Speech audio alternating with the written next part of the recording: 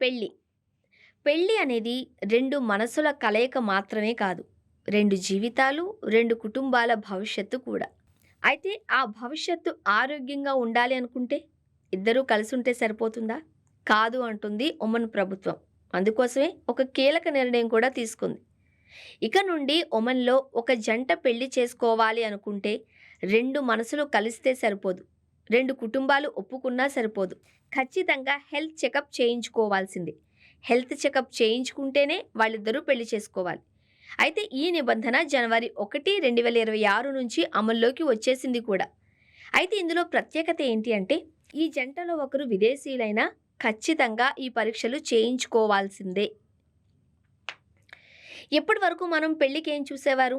జాతకం, కులం, ఉద్యోగం, వాళ్ళ ఆస్తిపాస్తుల గురించి విచారించేవారు. సమాజం కూడా అలానే ఉంది.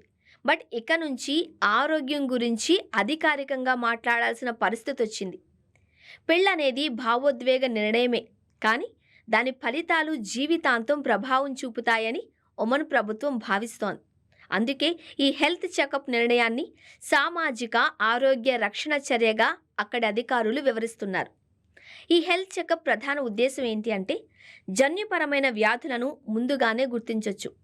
కొన్ని రకాల జన్యులోపాలు ఒక తరం నుంచి మరో తరానికి వ్యాప్తి చెందుతూ ఉంటాయి. అవే వ్యాధులు పుట్టబోయే పిల్లల జీవితాన్ని కూడా ప్రభావితం చేసే అవకాశం ఉంది. ఇలాంటివి చాలా సందర్భాలలో మనం చూసాం. ఉదాహరణకు హెపటైటిస్ కావచ్చు, హెచ్ఐవి లాంటి వైరల్ వ్యాధులు పెళ్లి తర్వాత జీవిత భాగస్వామికి లేదా బిడ్డకు సోకకుండా ముందస్తు జాగ్రత్తలు తీసుకోవడమే ఈ పరీక్షల లక్ష్యం. అయితే ఇక్కడ ఈ పరీక్షా ఫలితాలను గోప్యంగా ఉంచాలని కూడా ప్రభుత్వం స్పష్టంగా ఆదేశించింది. హెల్త్ చెకప్ రిజల్ట్ను జంటకు తప్ప మరెవ్వరికీ వెల్లడించకూడదు అనే షరతు కూడా పెట్టింది. ఇదైతే ఆమోదించదగిన, ఆనందించాల్సిన విషయమే. అంటే కుటుంబ సభ్యులు, బంధువులు, మూడో వ్యక్తులు ఈ సమాచారం తెలుసుకునే అవకాశం లేదు. ఇది కేవలం వ్యక్తిగత గోప్యతకు పూర్తి భద్రత కల్పించే చర్యగా వైద్య నిపుణులు అభివర్ణిస్తున్నారు. ఇక్కడ గమనించాల్సిన విషయం ఏంటి అంటే ఈ హెల్త్ చెకప్ అనేది పెళ్లిని ఆపడానికి కాదండోయ్. ఒకవేళ ఏదైనా ఆరోగ్య సమస్య ఉన్నట్టు తేలితే అది పెళ్లికి అడ్డంకి కాదు అని అధికారులు చెబుతున్నారు. కానీ ఆ జంటకైతే పూర్తి సమాచారం ఉండడం వల్ల భవిష్యత్తులో ఎదురైన సమస్యలను అర్థం చేసుకుని వారు నిర్ణయాలు తీసుకునే అవకాశం ఉంటుంది. అవసరమైతే వైద్య చికిత్సలు, కౌన్సిలింగ్ ద్వారా సురక్షిత కుటుంబ జీవితాన్ని నిర్మించుకోవచ్చు అన్నదే ప్రభుత్వ ఆలోచన. అయితే ఈ నిర్ణయం మధ్యప్రాచ్య దేశాలలో ఇప్పటికే కొన్ని చోట్ల అమల్లో ఉన్నప్పటికీ విధానాలకు కొనసాగింపుగా భావిస్తున్నారు. అయితే ఒమన్లో దీనిని మరింత కట్టుదిట్టంగా అమలు చేయడం విశేషం.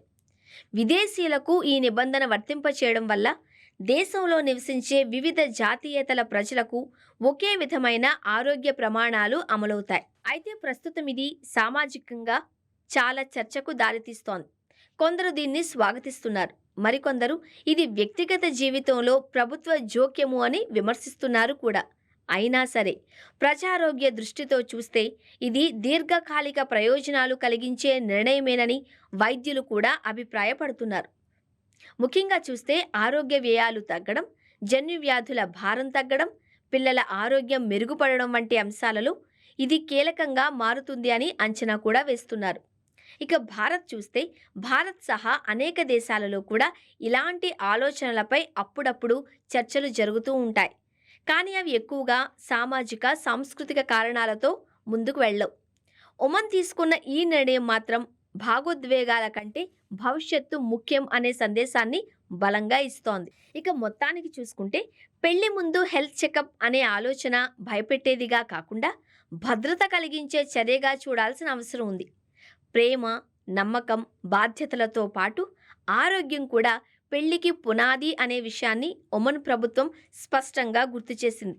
మరి ఇది ఇతర దేశాలకు కూడా ఒక ఉదాహరణగా మారుతుందా లేదా అన్నది రాబోయే రోజుల్లోనే తెలుస్తుంది. ఏది ఏమైనా ఒమన్ తీసుకున్న నిర్ణయం అయితే మంచి నిర్ణయమే అంటున్నారు చాలామంది.